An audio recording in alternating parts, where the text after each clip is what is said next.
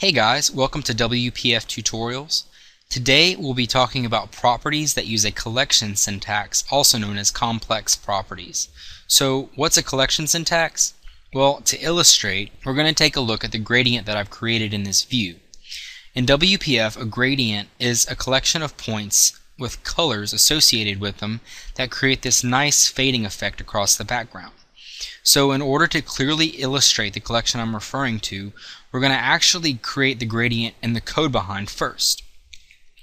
So let's run to the code behind. And the first thing I'm going to do is dim a new brush object, a linear gradient brush object. And I'm going to take that brush and add gradient stops to that gradient stops collection. So I'm going to add a new gradient stop with an offset of 0 and a color of black. And then I'm going to add one more.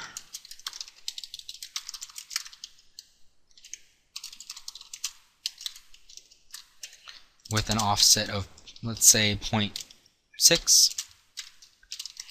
And color is going to be white. And then all we need to do after that is access our grid object and set the background equal to the brush that we just created. And when we compile and run it, we should see that gradient, and we do. So obviously, if we were able to create the same gradient using XAML, that would be really nice. So this is where the XAML collection syntax is going to come into play.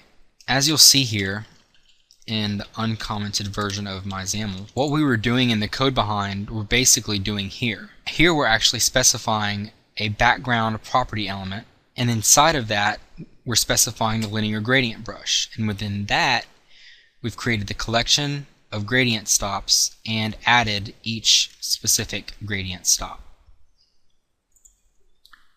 And so as you can see here, we're getting the exact same effect with our XAML markup as we were with the code behind.